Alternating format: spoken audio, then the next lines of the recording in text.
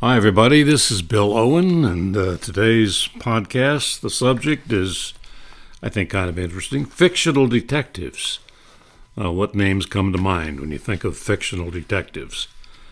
I'm sure a bunch of them will leap into your mind. Maybe the Saint, Simon Templar, and I remember play on the initials ST, Simon Templar, the Saint.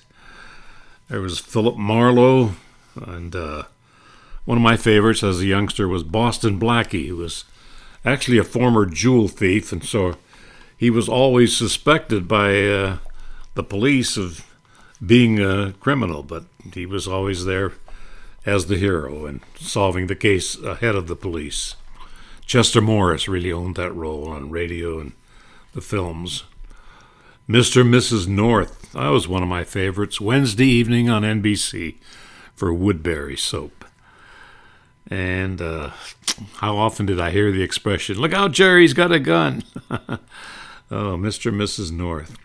They actually weren't detectives, but they just suddenly always got involved in some mystery or other. So in essence, they became detectives, but they would just stumble across these mysteries. V.I. Warshawski. V.I. Warshawski, the great character created by the female writer Sarah Paretsky. Oh, what other names come to mind? Joe Friday, remember Sergeant Joe of Dragnet? Just the facts, ma'am, just the facts. Perry Mason, of course, not strictly a detective, actually a defensive attorney, but had the effect of being a detective show. Hercule Poirot and Miss Marple, characters created by the great Agatha Christie, who had so many tricks in her bag. Always a surprise ending, it seemed. Hercule Poirot and Miss Marple, she did have a first name, Jane Marple. There was Philo Vance, great radio detective, and Hannibal Cobb, Jessica Fletcher from television. Remember Murder, She Wrote? And Dan Dunn, that's an interesting name. He was basically a knockoff of Dick Tracy. Dick Tracy started in 1931. 2 years later, along comes Dan Dunn, secret operative number 48. Never quite caught on, but he actually resembled Dick Tracy and had many of the similar violent adventures. And he was big, but not as big as Dick Tracy. He was in the comic strips and 7 Big Little Books. Dan Dunn. And the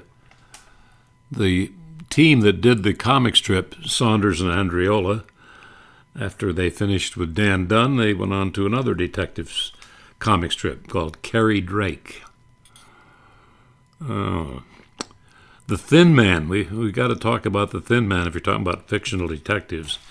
And it's rather curious because the Thin Man actually, in the 1934 movie and in the novel, referred to one of the characters. But as time went by, people associated the Thin Man with Nick Charles himself. Nick and Nora Charles always had that great romantic banter, back and forth, a lot of double entendre.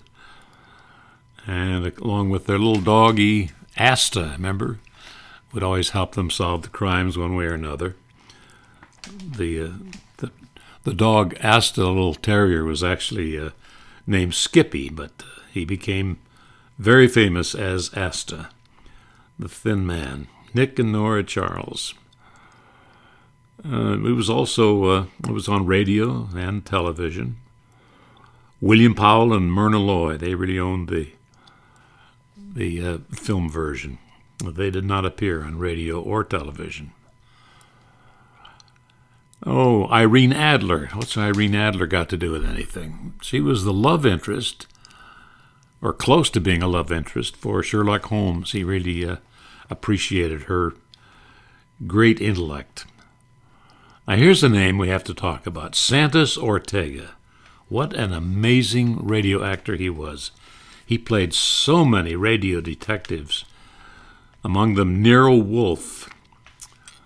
He played Peter Salem, detective in the affairs of Peter Salem, Bulldog Drummond. Out of the fog, out of the night, into his American adventures, the great Bulldog Drummond. Santos also played Charlie Chan. He played Inspector Queen, who was Ellery Queen's father. He played Hannibal Cobb.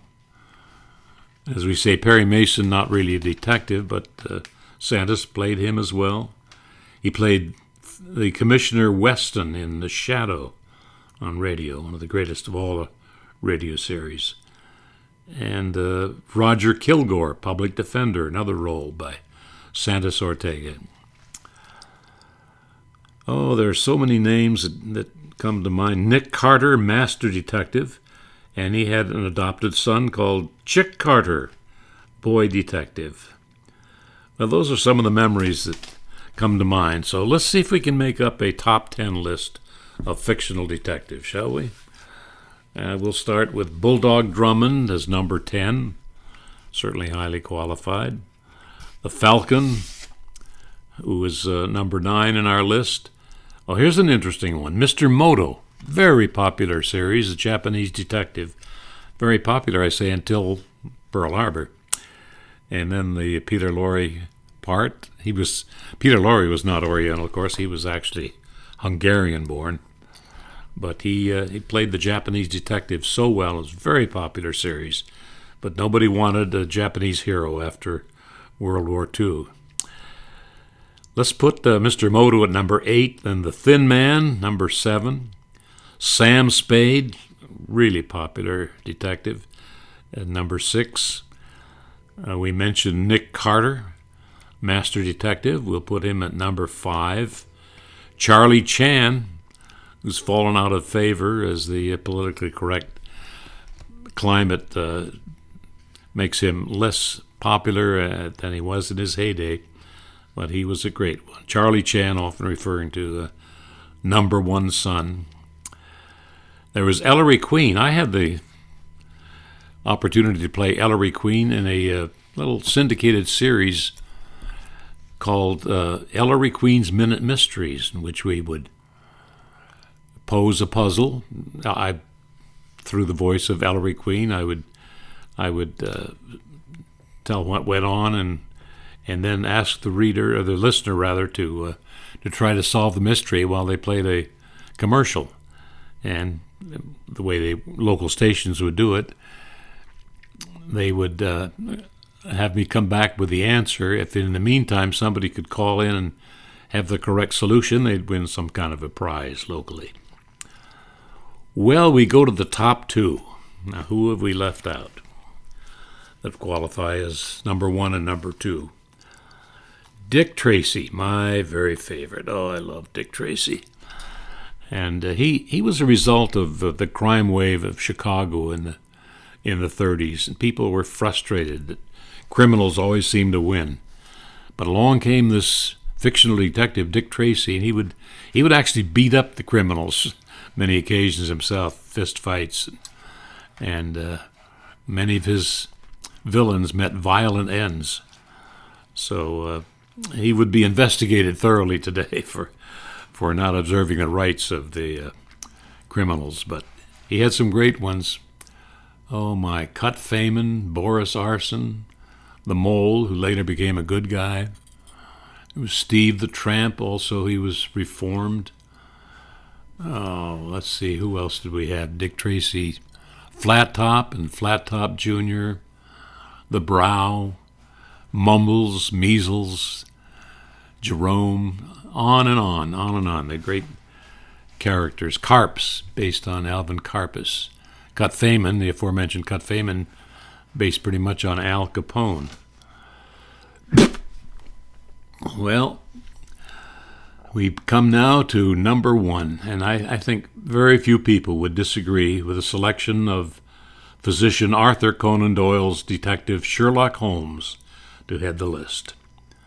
Holmes in his cape and deerstalker cap, utilizing an ever-present magnifying lens, he solved cases through observation and deductive reasoning. His London address, remember? 221B Baker Street. His assistant was Dr. Watson. He played the violin. Who remembers that? And he had a cocaine addiction, surprisingly. He was in 4 novels, 56 short stories, and of course later in the movies and on radio. Basil Rathbone, generally considered to be his greatest portrayer on film. Basil Rathbone, born in South Africa. He was considered one of the finest swordsmen for duels in the movies, but he was so often a villain in the movies that he had to lose, and that didn't sit well with him. He would lose to people like Tyrone Power or Errol Flynn. Basil Rathbone, certainly synonymous with Sherlock Holmes. Well, there they are, Sherlock Holmes, Dick Tracy, Ellery Queen, Charlie Chan, Nick Carter, Sam Spade, the Thin Man, Mr. Moto, the Falcon, and Bulldog Drummond, the top 10 fictional detectives of all time. We'll be talking about other things as our podcast lists go on and on. We'll talk about pop singers, male and female. We'll talk about sports stars and coaches and philosophers, painters, movie directors, movie cowboys. So see you next time. This is Bill Owen signing off.